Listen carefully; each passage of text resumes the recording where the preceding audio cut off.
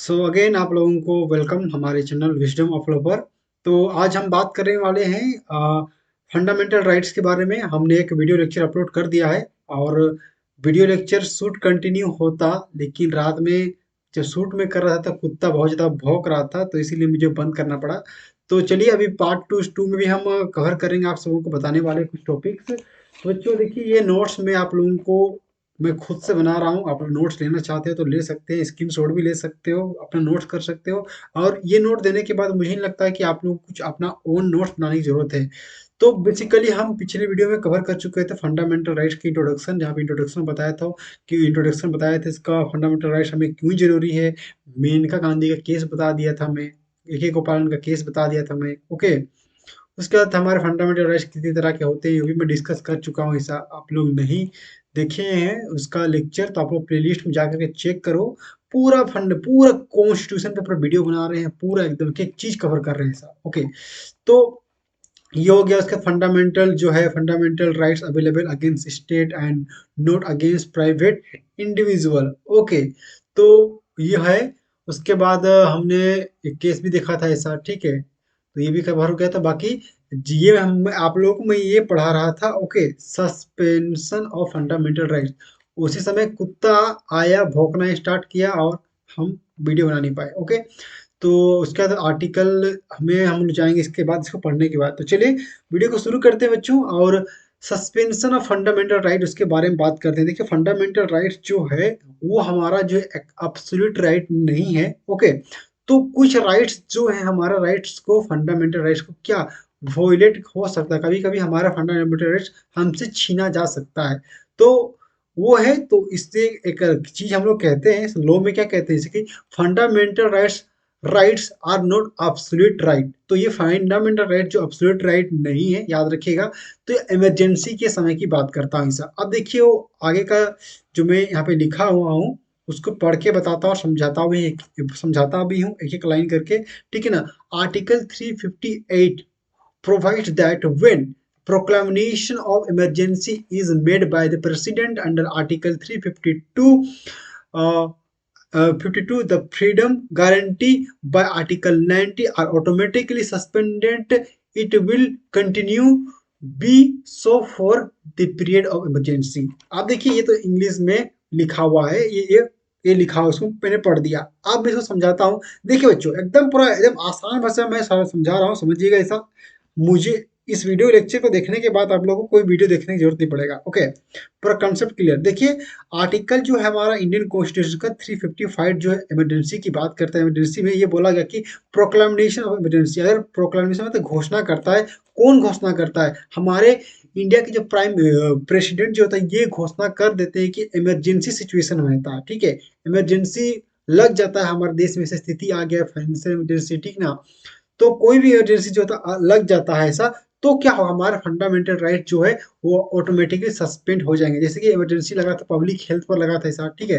तो अभी कोरोना आया हुआ था तो इमरजेंसी लगा हुआ था, जैसे आर्टिकल 90 राइट टू मूवमेंट है, एक्सप्रेशन ऑफ, उसके बाद फ्रीडम ऑफ स्पीच, वो सारे जो आर्टिकल जो है हमारा राइट्स जो क्या हो गया था, वो सब ऑटोमेटिकली सस्पेंड हो गया था। तो अगर देश में कैसा अगर इमरजेंसी का सिचुएशन आता है तो हमारा जो है आर्टिकल 90 जो ऑटोमेटिक सस्पेंड हो जाता है, और बहुत सारे जो आर्टिकल, वो सारे जो है हमारे फंडामेंटल राइट्स क्या हो जाते हैं, वो ऑटोमेटिक सस्पेंड हो जाते हैं। ओके, तो हमें राइट्स हमें नहीं दिए जाते हैं। तो फिर आगे जो लिखा गया है यहाँ पे ऐसा, और ये कब तक होता है, ये कंटिन्यू तब तक रहेगा वो फंडामेंटल राइट्स जब तक कि इमरजेंसी खत्म नहीं होगा। ऐसा नहीं कि वो हमेशा के लिए हमारे पास हमेशा के लिए वो खत्म हो जाएगा। वो तब तक हमारे पास वो राइट्स नहीं रहेंगे जब तक कि वो इमरजेंसी रहेगा। इमरजेंसी खत्म होने के बाद प्रेसिडेंट इमरजेंसी हटा देते हैं, तो उसके बाद ऑटोमेटिकली होगा क्या, हमारे राइट्स हमें खुद वापस मिल जाएंगे। ऐसा जैसे कि हमारा राइट्स था कि हम इंडिया में कहीं भी घूम सकते हैं, राइट टू मूवमेंट था। तो कोरोना की वजह से राइट टू मूवमेंट जो है उस पर स्टे लगा दिया गया था, इमरजेंसी था। जैसे ही कोरोना खत्म हुआ, हम लोग घूम रहे फिर रहे मस्ती कर रहे हैं, जहां मन वहां जा रहे हैं, इस तरह से इमरजेंसी हो गई थी पब्लिक हेल्थ पर। ओके, उसका the suspension of rights guarantee bye article 19, this this remove restriction. तो जो रिस्ट्रिक्शन लगाए थे रीजनेबल रिस्ट्रिक्शन था, क्योंकि इसमें हमारा हेल्थ की बात कर रहा था। On the legislature and executive power of the state impose by the constitution. तो ये जो हमारे पास जो ये हमें कौन इम्पोज करेगा, कौन फोर्स करेगा, ये हमारा लेजिस्लेटिव और एग्जीक्यूटिव, पुलिस लोग होंगे ऐसा, लेजिस्लेटिव बॉडी जो विधायक कानून बनाएंगे, और एग्जीक्यूटिव क्या करें, इसको फोर्स कराएंगे कि हाँ, कि हमें ये फोर्स करेंगे ऐसा कि हमें नहीं निकलना है राइट टू मूवमेंट। तो ये हमारे हेल्थ की बात करता है। तो जो पावर जो दिया गया है इमरजेंसी लगाने का, वो किसका, प्रेसिडेंट को है, और लेजिस्लेटिव कानून बनाएगा उसमें, और जो लोकल बॉडी होगा उसमें मिलके, ठीक है, तो वो आप पे बाहर निकलने देगा। जैसे कि कोरोना में जो मार खाए थे ना वैसा, तो वो सब बाहर निकल रहे थे, तो वही कौन उस चीज को इम्प्लीमेंट करा रहा था, तो पुलिस करा रहा था। पुलिस किस में आता है, एग्जीक्यूटिव पावर में आता है। ओके, आगे बढ़ते हैं।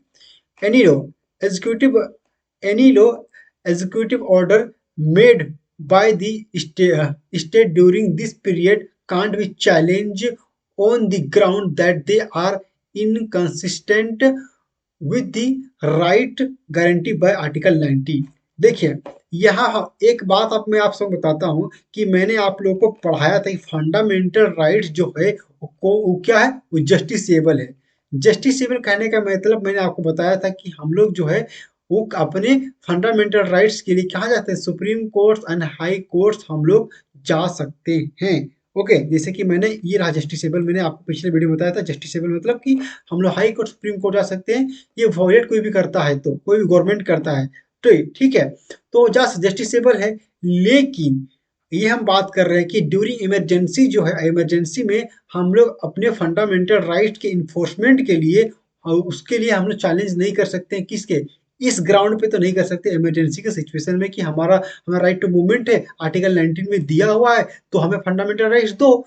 तो हम लोग कोर्ट में जाकर इन्फोर्समेंट कराते हैं ऐसा, हाई कोर्ट या सुप्रीम कोर्ट में। आर्टिकल 32 बात करता है सुप्रीम कोर्ट का, और आर्टिकल 226 बात करता है हाई कोर्ट का ऐसा। तो हम लोग जो है इसको इन्फोर्समेंट नहीं करा सकते हैं ड्यूरिंग इमरजेंसी, तो समझ गए, ये बात करता है। अब यहाँ पर ये बात ध्यान दीजिएगा कि आर्टिकल 359 जो है ये भी बोलता है कि empower the president to suspend to the right to move any court for the enforcement of a right conferred by part 3 of Indian Constitution except article 20 and 21 during the continuous of emergency. तो जैसा कि मैंने आप सबको बताया, same वही चीज लिखा हुआ है कि हम लोग अपने फंडामेंटल अगर जो प्रेसिडेंट जो है सस्पेंड कर देते हैं हमारे राइट्स को, तो जो कोर्ट जाने का जो हमारे पास राइट है इन्फोर्समेंट कराने के लिए, जो पार्ट 3 में हमारे दिया गया इंडियन कॉन्स्टिट्यूशन पे, तो हम लोग कोर्ट नहीं जा सकते हैं। ओके, हमारे राइट को इन्फोर्समेंट कराने के, लागू कराने के लिए सा। लेकिन दो ऐसे आर्टिकल जो है वो आपको वो सस्पेंड नहीं होगा इमरजेंसी में। वो कौन सा आर्टिकल है, वो आर्टिकल 20 है और आर्टिकल 21 है ऐसा। ये 20 21 क्या है, हम लोग नेक्स्ट इसी फंडामेंटल राइट्स का जो वीडियो लेक्चर होगा उसी में कवर करेंगे, ठीक है।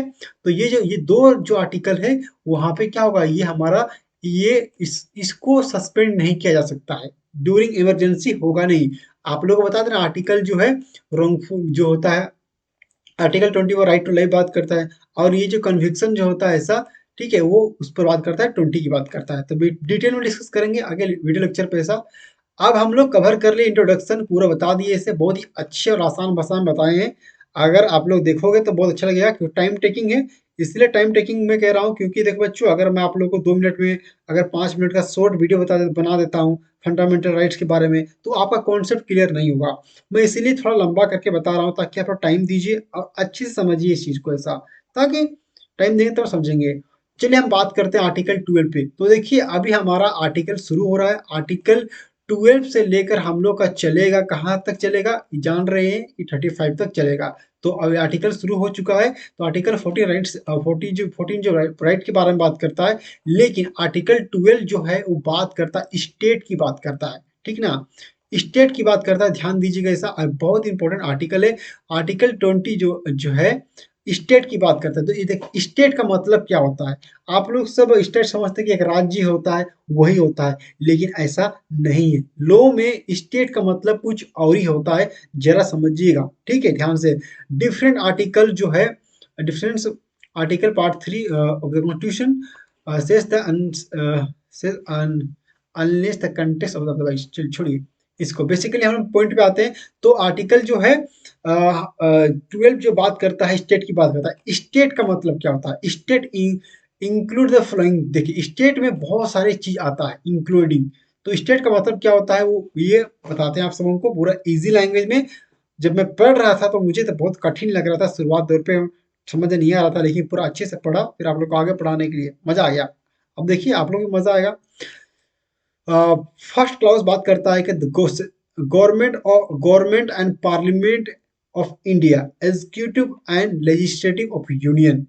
आप देखिए स्टेट का मतलब यहाँ पे इंक्लूड है गवर्नमेंट, जो सरकार है हमारा वो इंक्लूड है, स्टेट में आता है। पार्लियामेंट, पार्लियामेंट में जो आते हैं वो पार्लियामेंट में तीन भाग होता है, लोकसभा, राज्यसभा और प्रेसिडेंट, जो इंक्लूड है वो स्टेट में आते हैं। एग्जीक्यूटिव कार्यपालिका, जो कानून बना, executive and legislature of the union, ये भी आते हैं स्टेट में। एग्जीक्यूटिव जो जो लेजिस्लेटिव जो होते हैं वो कानून बनाने का काम करते हैं। जो विधायक होते हैं जैसे कि नरेंद्र मोदी हमारे प्राइम मिनिस्टर है, और गृह मंत्री अमित शाह, ये सारी जो चीजें ये जो लोग हैं, और ये फाइनेंस मिनिस्टर कौन सा हो गए, निर्मला सीतारमन। तो ये जितने भी मिनिस्टर है वो लेजिस्लेटिव बॉडी में जो कि लॉ बनाते हैं। अब यहाँ पे एग्जीक्यूटिव बॉडी वो है जो इस लोग जो कानून बनाते हैं, जो कोई स्कीम लेके आते हैं, जैसे कि मान लीजिए कि अभी कोई नया लॉ लेके आया, फार्मर लॉ लेके आया, तो सरकार बनाए ये बनाए, लेकिन इसको इम्प्लीमेंट कौन कराएगा, वो एग्जीक्यूटिव बनाएगा। एग्जीक्यूटिव में कौन आता है, वो पुलिस हो गया, आईएएस ऑफिसर हो गया, आईपीएस हो गए, ये सारी चीज आते हैं। तो ये स्टेट में इंक्लूड होते हैं। यूनियन जो होता है मतलब कि पूरे नेशनल की बात करता है, सेंट्रल गवर्नमेंट की बात करता है ऐसा, ठीक है। उसके बाद होता है सेकेंड पॉइंट हम बात करता है the government of the union. Union मतलब सेंट्रल गवर्नमेंट की बात कर रहा है, सेंट्रल गवर्नमेंट की बात कर रहा है, ओके।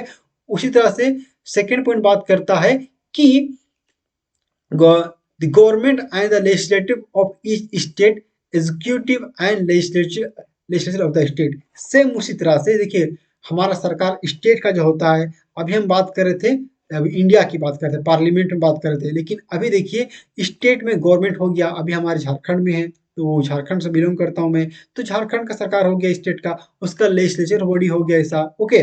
उसका ईच स्टेट का एग्जीक्यूटिव उसका पुलिस ऑफिसर हो गया, और लेजिस्लेटिव लेजिस्लेचर, लेजिस्लेचर इसका कौन सा होगा, इसका जो चीफ मिनिस्टर होगा वो हो गया चीफ मिनिस्टर। झारखंड का भी हमारे हैं वो हेमंत सोरेन के, ठीक है। तो ये इस तरह से जो जिसके अंदर जो मिनिस्टर जितने लोग आते हैं वो स्टेट का जाते हैं। तो ये बॉडी स्टेट का मतलब इसके अंदर ये इंक्लूड है ऐसा, ओके। ऑल लोकल, ठीक है, all local and other authority with in the territory of India. तो जितने भी लोकल अथॉरिटी हैं एंड अदर अदर अथॉरिटी वो भी इसमें शामिल होंगे, ओके। फोर्थ नंबर में आता है कि local and other authority under control of the government of India. तो लोकल अथॉरिटी क्या होता है अभी आप लोग बताएंगे, ठीक है। तो लोकल अथॉरिटी जो जितने भी लोकल अथॉरिटी होता है वो गवर्नमेंट के अंडर कंट्रोल होता है, ठीक है। लोकल अथॉरिटी क्या है आगे बताते हैं आप लोग को। देखिए मैंने आप सबको बताया स्टेट का मतलब क्या होता है। The term state this include executive as well as legislature organ of union and state. इसका मतलब वही है, लेजिस्लेटर मतलब दोनों इंक्लूड हो जाएगा क्या, ये यूनियन एंड स्टेट का दोनों का एग्जीक्यूटिव बॉडी और लेजिस्लेटिव बॉडी ऐसा, ठीक है। It is therefore the action of this body that can be challenged before the court as violation of fundamental rights।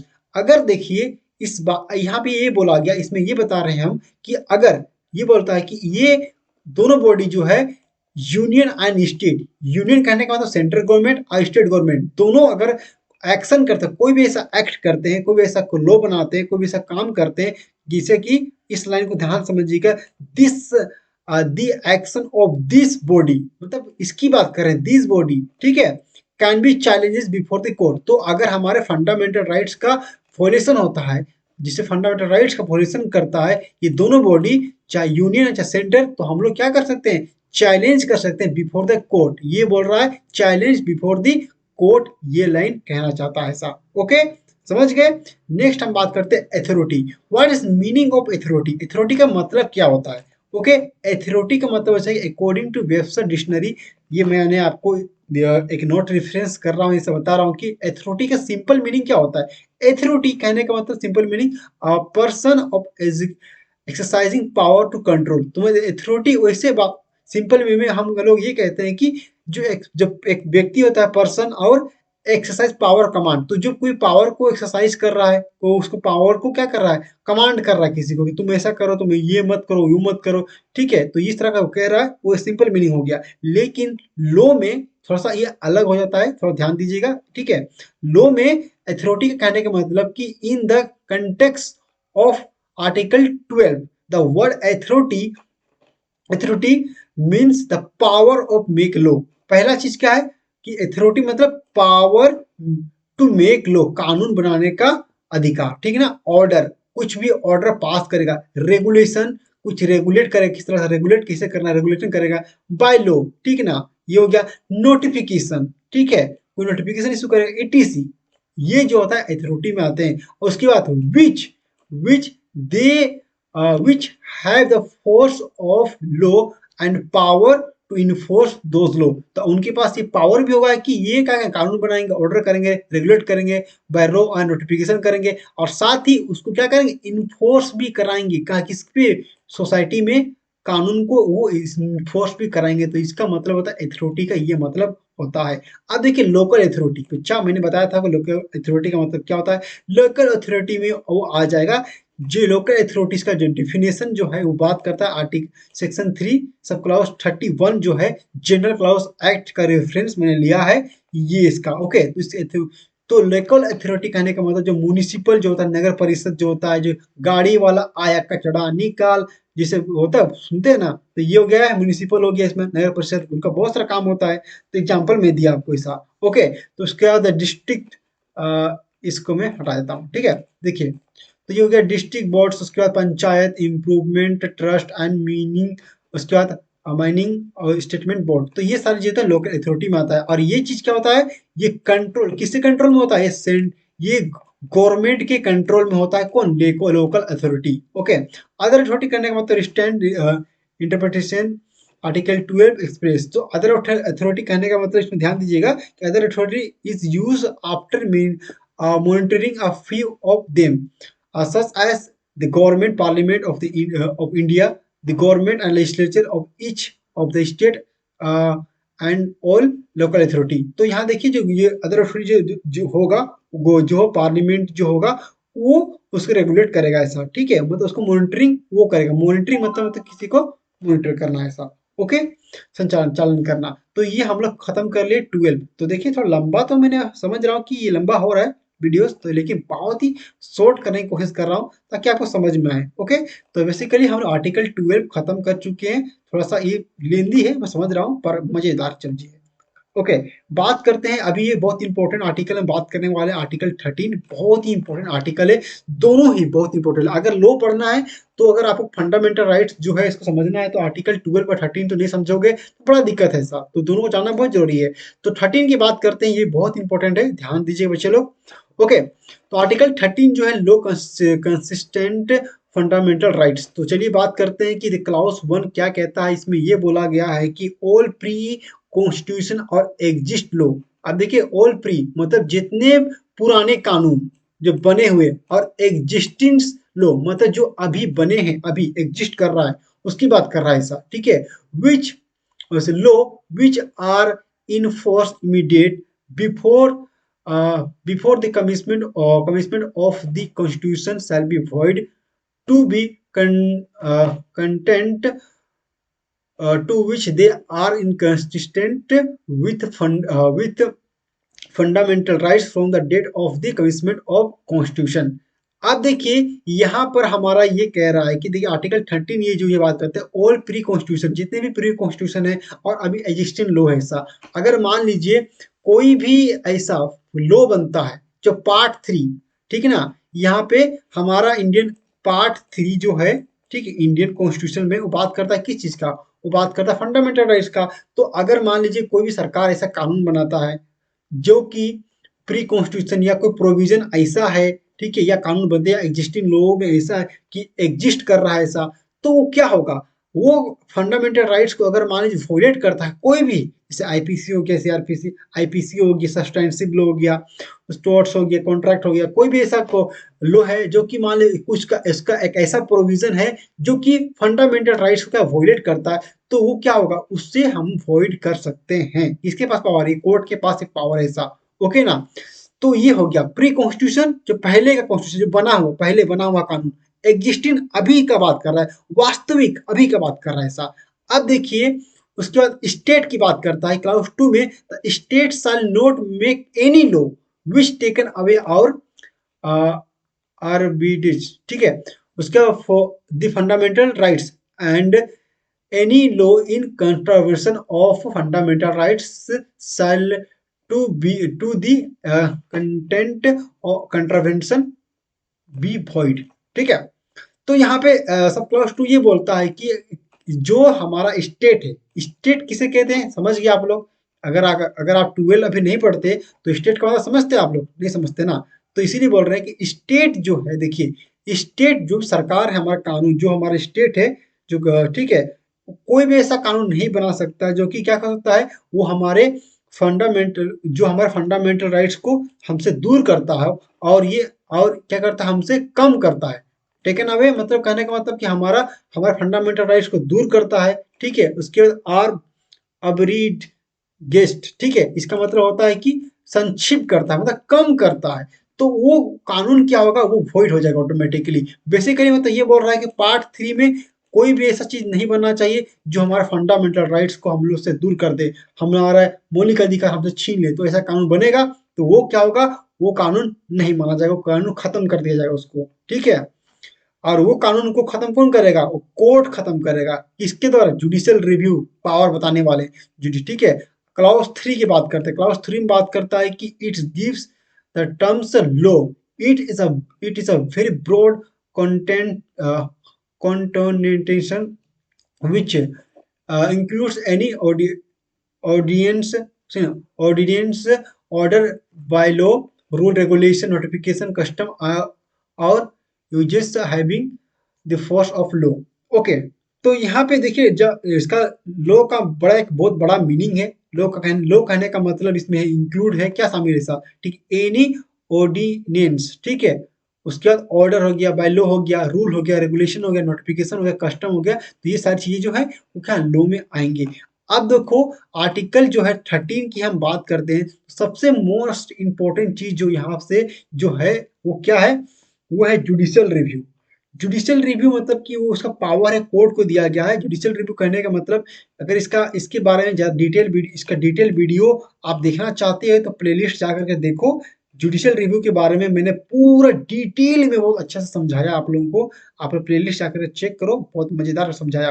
लेकिन यहाँ पे बता दे रहा हूँ ब्रीफ में, जुडिशियल रिव्यू कहने का मतलब कि कोर्ट के पास एक पावर है कि अगर कॉन्स्टिट्यूशन का कोई भी ऐसा प्रोविजन जो होता है जो वो अनकॉन्स्टिट्यूशनल कर सकता है, ठीक है। अगर कोई भी सरकार का कोई भी ऐसा काम होता है, कानून बनता है या कोई ऐसा प्रोविजन होता है जो कि जैसे कि अनकॉन्स्टिट्यूशनल कर सकता है, अगर वो अनकॉन्स्टिट्यूशनल हो रहा है तो, जैसे कि मान लीजिए फंडामेंटल राइट्स एग्जांपल के लेते हैं, फंडामेंटल राइट्स का, ठीक है। तो फंडामेंटल राइट्स जो है वो हमें दिया हुआ है ऐसा, ठीक है, हमारे कानून में दिया गया है, ये पार्ट 3 में दिया गया है, ओके। तो जुडिशियल और सरकार ऐसा कोई कानून बनाता है जो कि इसको क्या करता है, उसको ये वॉयलेट करता है सर, ठीक है ना, उसको उसको वॉयलेट करता है। तो वैसे वॉयलेट कर रहा है, जिसको उल्लंघन कर रहा है फंडामेंटल राइट्स का, तो वो कानून से कौन बचाएगा हमें, कि हम लोग बोलेंगे सरकार ऐसा ऐसा कानून बना दिया है भाई, तो हम कहाँ जाएंगे उसको अपने अपनी रक्षा करने के लिए, तो कोर्ट जाएंगे। तो कोर्ट जो जाएंगे और कोर्ट हमारी जो रक्षा करेगा, उस रक्षा को कहते हैं जुडिशियल रिव्यू का पावर दिया गया है कोर्ट को, ठीक है। तो जुडिशियल रिव्यू करके हमारे फंडामेंटल राइट्स को क्या करता है, बचाता है ऐसा। तो ये एक तरह से बहुत ही बड़ा कंसेप्ट है। इसके बारे में डिटेल में जानना है तो जुडिशियल रिव्यू देख लो ऐसा वीडियो उसका, ओके। आगे बढ़ते हैं। अब देखो आर्टिकल जो है 13 में, 13 जो है 13 में जो है दो तरह का डॉक्ट्रिन है, जो कि डॉक्ट्रिन बहुत इंपॉर्टेंट है। ये डॉक्ट्रिन जो है आपसे कहीं भी कोई भी एग्जाम में पूछ सकता है, ठीक है। पहला डॉक्ट्रिन है डॉक्ट्रिन ऑफ सेपरेबिलिटी, और इसी को कहते हैं सेपरेबिलिटी को सेपरेबिलिटी, ओके। और डॉक्ट्रिन ऑफ इक्विलिब्रियम, ये दो जो है डॉक्ट्रिन, ये बहुत इंपॉर्टेंट है, ठीक है। जरा समझिएगा इसको। चलिए हम आगे बढ़ते हैं। डॉक्ट्रिन ऑफ सेपरेबिलिटी क्या है उसको बताते हैं आपको, फिर डॉक्ट्रिन ऑफ इक्विलिब्रियम, ठीक है। तो वो क्या है आप बताते हैं। देखिए पहला बात करते हैं डॉक्ट्रिन ऑफ सेवरेबिलिटी। इसको पढ़ते हैं इसका लाइन को, उसके बाद आपको समझाते हैं sir. It means that if and offending provision can be separated from that which is constitutional, then only that part which is offending is to be declared as void or not the entire state। ठीक है, state नहीं, statutory. Okay, तो देखिए doctrine of severity कहने का मतलब simple meaning में आपको समझिए ऐसा। ओके, डॉक्ट्रिन ऑफ सेवरिटी ऐसा ऐसा कोई भी कानून है, ऐसा कोई भी कानून है, समझ लीजिए ऐसा कोई भी कानून है जिसके जो है प्रोविजन में कोई सा प्रोविजन है। चलिए आप समझाते हैं। ठीक है, मान लीजिए एक कानून है किस पर, ठीक है, हमारा आईपीसी है। मान लीजिए एग्जाम्पल है, नया एक आईपीसी बना, ठीक है, आईपीसी इंडियन पिनल कोड, जिसमें सेक्शन 1, 2, 3, 4, ठीक है, ये सारे सेक्शन, बहुत सारे सेक्शन हैं। तो अब देखिए डॉक्ट्रिन ऑफ सेवरिटी का एग्जाम्पल लेके बता रहे हैं कि मान लीजिए कोई ऐसा कानून बना है और जहां पर कि सेक्शन 2 जो है, सेक्शन 2 बस ओनली 2 जो है, ये क्या करता है, फंडामेंटल राइट्स को ब्रीच कर रहा है, ये हमारे मौलिक अधिकारों का कर रहा है, वो ब्रीच कर रहा है। तो यहां पर तो कोर्ट क्या करेगा, जुडिशियल रिव्यू का पावर्स का इस्तेमाल करेगा, या इसमें पावर ये है सेवरिटी का कि यहाँ पर सेवरिटी कहने का मतलब पावर ये है कि इस जो है आर्टिकल 2 को क्या होगा, हटा दिया जाएगा, हटा दिया जाएगा, और बाकी जो है ये 1, 3, 4 ये लागू रहेगा। तो कहने का मतलब ये है कि यहाँ पे एक लाइन समझना, लाइन से समझा रहा हूं ताकि मेन बात है बुक पढ़ने, लाइन इंग्लिश पढ़ने और बुक पढ़ना समझना चाहिए। ओके, देखिए यहाँ बोल रहा है इट मीन्स, इसका मतलब ये कि इफ एन ऑफेंडिंग प्रोविजन, मतलब देखिए ऑफेंडिंग प्रोविजन की बात कर रहा है, मतलब कोई प्रोविजन जो है ऑफेंडिंग कर रहा है, जैसे आर्टिकल, जैसे कि 2 प्रोविजन क्या है, ऑफेंडिंग प्रोविजन है, कैन बी सेपरेटेड, सेपरेटेड मतलब अलग किया जाएगा, उसको हटा दिया जाएगा, फ्रॉम उसे अलग कर दिया, from that in which constitutionally, ठीक है, कॉन्स्टिट्यूशन हटा जाएगा, then only that part, only that part which is offending to be declare. तो वो पार्ट जो क्या होगा, दैट पार्ट, खाली वही पार्ट होगा, that only that part, only वही पार्ट क्या होगा, ऑफेंडिंग है, तो क्या कर दिया जाएगा, वो वॉइड डिक्लेयर कर दिया जाएगा ऐसा। ठीक है, वॉइड डिक्लेयर करेगा, लेकिन यहाँ पे एक लाइन बोल रहा है नोट द इंटायर स्टैट्यूटरी, ठीक है, मतलब सब कानून को नहीं, नोट इंटायर स्टैट्यूटरी। ठीक है, तो ये जो है सबको नहीं, बस ओनली वही पार्ट को हम लोग क्या करेंगे, वॉइड करेंगे, जो हमारे फंडामेंट है, जो मौलिक अधिकारों को क्या करता है, हनन करता है। तो ये मतलब आर्टिकल 1, 3, 4, अगर 5 है तो 5, तो ये सब क्या होगा, ये लागू रहेगा, लेकिन ये इस प्रोविजन को हटा दिया जाएगा, ओनली इस पॉइंट को। तो ये बात बोलता है डॉक्ट्रिन ऑफ सेवरेबिलिटी, बात ये करता है। समझ गए, हमको लगता है समझ गए। अगर लाइव लेते तो ज्यादा मजा आता, ताकि आप लोग भी पूछ पाते ऐसा, जल्दी जल्दी सब्सक्राइबर बढ़ जाए, तब लाइव क्लास लेंगे, पढ़ाएंगे आप लोग को, ऐसा टेस्ट भी लेंगे, सब मजा आएगा। ओके, अब आगे बढ़ते हैं, आगे बढ़ते हैं जिससे कि बात करते हैं, चलिए हट मिटाते हैं इसको। तो यहाँ पे आप लोग देखिए कि एक केस जो है यहाँ पे ये बोलता है कि एक केस इसका बता देते हैं, एक केस लो, ठीक है, ये सब पढ़ना ही पड़ेगा आप लोगों को।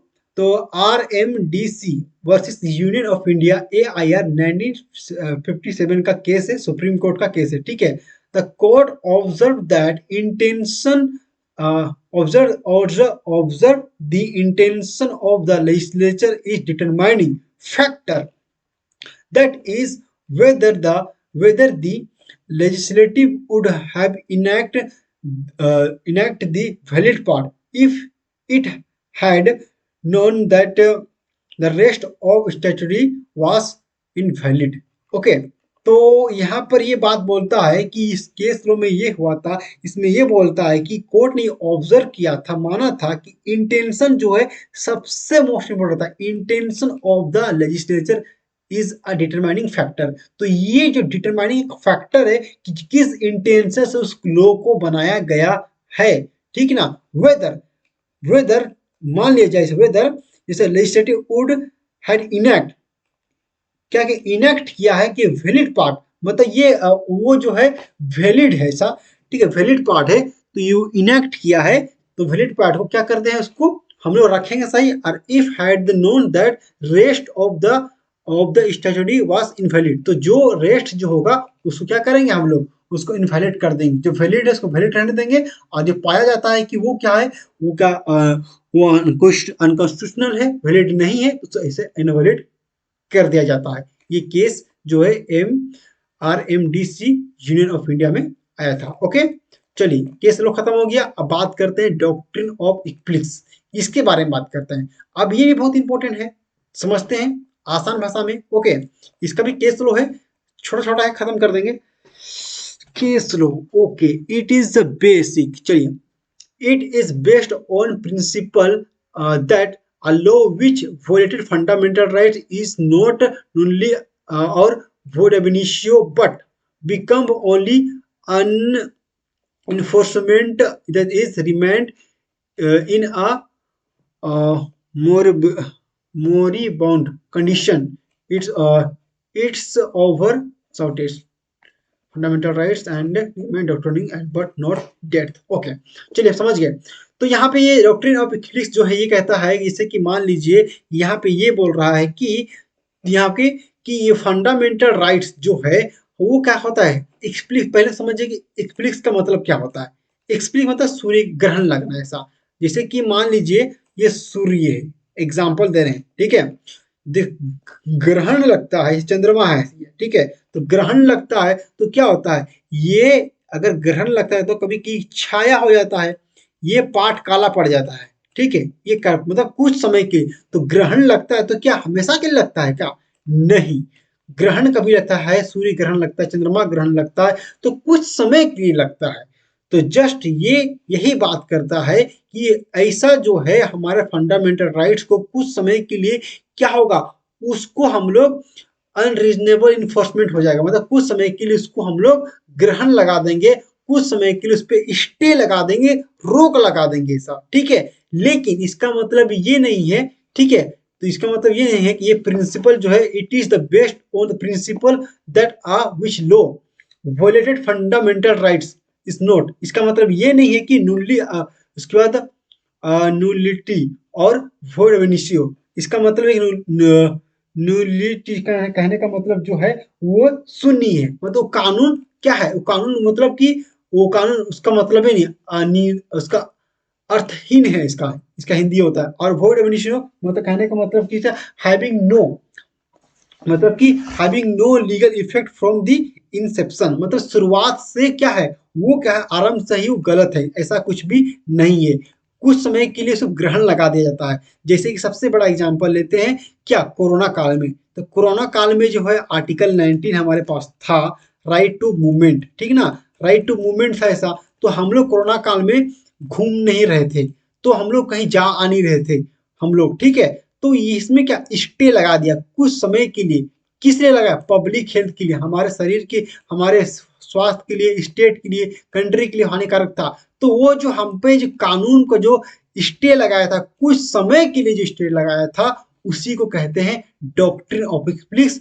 उसमें कुछ समय के लिए ग्रहण लग गया था, कुछ समय के लिए रोक लगा दिया गया था, तो इसको एक डॉक्ट्रिन कहते हैं, डॉक्ट्रिन इक्लिप्स करते हैं। लेकिन वो जो फंडामेंटल राइट्स होता है बाद में आपको मिल जाएगा, ठीक है, जब वो मान लीजिए वो एक डॉक्ट्रिन जो था, मान लीजिए जो कारण था, जैसे कोरोना, कोरोना आया था, ठीक है, तो हम लोग बेसिकली लगाए किए थे, क्यों थे ऐसा, आर्टिकल राइट टू मूवमेंट पर रोक किस लगाए थे, क्योंकि हमारा हम लोग कोरोना से बच सके, इसीलिए जैसे कोरोना खत्म वो कानून भी फिर से आ गया, फिर से हम लोग घूम रहे फिर रहे। तो ये डॉक्ट्रिन ऑफ इक्लिप्स जो है, जो टाइम ड्यूरेशन जो है, जो कुछ समय के लिए फंडामेंटल राइट्स पर जो क्या होता है, वो जो स्टे लगता है, ठीक, रीजनेबल स्टे लगता है कुछ समय के लिए, तो उसी को हम लोग क्या कहते हैं, डॉक्ट्रिन ऑफ इक्लिप्स कहते हैं। लेकिन but it is not that, लेकिन इसमें ये बोला गया है कि उसका ये मतलब नहीं है कि वो पूरी तरह से खत्म हो जाएगा, मतलब कुछ समय के लिए स्टे लगा दिया जाएगा, ठीक है, कुछ समय के लिए रोक दिया जाएगा। तो डिफरेंस क्या है डॉक्ट्रिन ऑफ सिविलिटी और डॉक्ट्रिन ऑफ इक्विलिब्रियम में? इसका मतलब कि कोई भी ऐसा प्रोविजन है जो फंडामेंटल राइट्स को ब्रीच करता है तो उसे हटाया जाएगा, उसे सेपरेट कर दिया जाएगा। ये बात करता है डॉक्ट्रिन ऑफ सिविलिटी में। और जिस अपोजिट बात करता है यहाँ पर उसका दूसरा बात करता है डॉक्ट्रिन ऑफ इक्विलिब्रियम, मतलब कि कुछ हमारा फंडामेंटल राइट कुछ समय के लिए जो है उसको रोक दिया जाएगा। ठीक है, समझ गए? तो बच्चों आज हमने कवर किया, अभी अभी तक मैंने हम लोग पढ़े क्या पढ़े? अभी हम लोग आप लोग बता दिए सस्पेंशन ऑफ फंडामेंटल राइट्स। ठीक, ये फंडामेंटल राइट्स इसको पढ़ कवर कर लिए। हम लोग आर्टिकल 12 का पढ़ लिए, आर्टिकल 13 पढ़ लिए। ये दोनों बड़ा बड़ा था सब्जेक्ट, तो खत्म कर दिए। तो देखिए वीडियो ज़्यादा लंबा ना हो इसीलिए अभी इस, और इसी पे रात हो चुका है, मैं बेसिकली रात में वीडियो शूट कर रहा हूँ, 12 बज रहा है अभी, 12 बजने ही वाला है। ओके, तो अभी इस वीडियो लेक्चर में इतना ही हम लोग करते हैं। नेक्स्ट हम लोग आगे करेंगे, आगे हम लोग पूरा आगे हम लोग पूरा खुल पढ़ेंगे। ठीक है, बाद में पढ़ेंगे हम लोग। ठीक है, चलिए मिलते हैं नेक्स्ट वीडियो में। जुड़े रहे हमारे चैनल विजडम आप लोग के साथ। बहुत बहुत धन्यवाद बच्चे लोगों को, आप लोग का। ठीक है, चलिए बाय बाय। अब बंद करते हैं हम लोग। ठीक है।